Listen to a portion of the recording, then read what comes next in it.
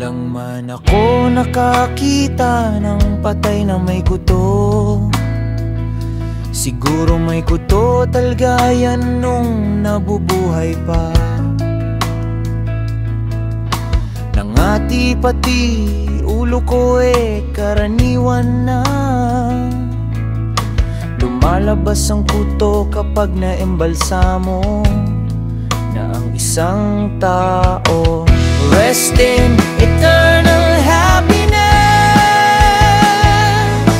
You are an angel among angels. Kuya, matagal na ako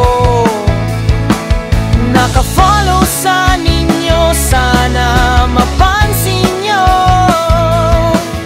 Salamat po. Rest in eternal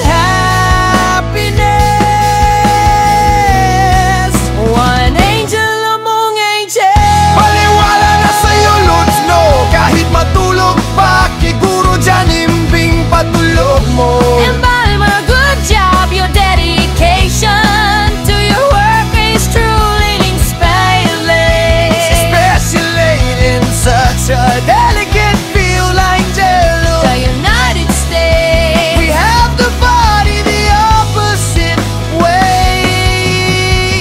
I've always wondered why you have to put a body the same way. every time I like that, he's in his final resting place differently. I'm so sorry for your loss. Boss, bakit puro brush up hairstyle ng mga deads na lalaki? May isang pagkakataon ba na may inayusan ka na yung buhok?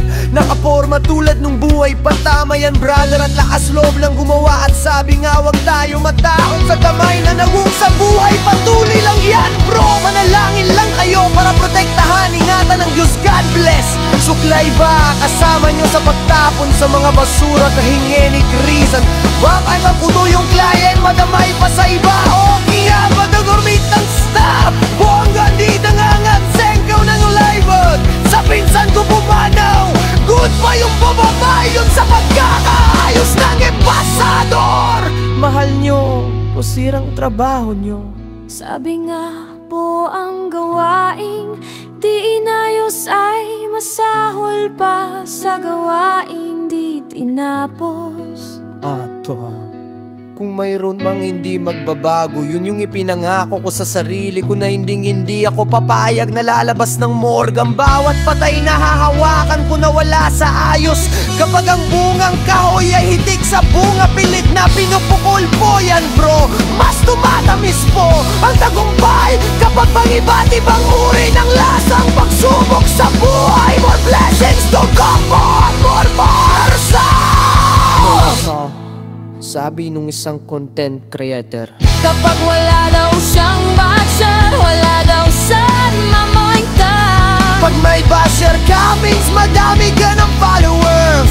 Hayaan mo lang, klega, ganun talaga. Pag hitik ang bunga, mahalaga malinis ang trabaho mo. Hayaan mo na yung mga basherya Nadaan din sa mga kapay mo, yan ka mo.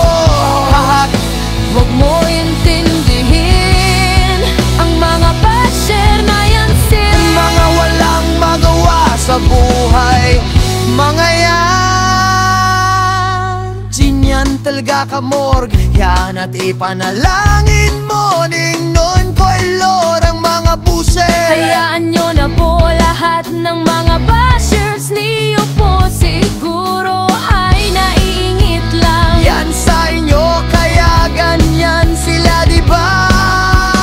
Sabi po sa iba, kapag ika'y mungangaw, maraming magagaling kilon. Na ba yun mga bashers, deka murge? Lalabas talaga Ang kuto, pag naimbalsa mo na, kasi na-drain na ang dugo ng isang namayapa so far. minsan ang kuto na mamatay din pag unghos niya Wala na siya masip-sip kaso meron talaga kuto pasaway. minsan kahit shampoo ayaw madala kaya Minsan inispray ng baygon or disinfectant. Yung biyanan ko, 2 araw siya ang kaburol. Sabay na lang kita ko ang kutog magapang plabas. Giling sa bibig niya at pos, pamasok ulit siya sa bibig niya. Bakit nyon po? Sadyang madaming kuto yung patay nung buhay pa. Taos ng samay at balisa mo. Kaya nagsilabasan na mga kuto, wala na silang masipsip na dugo.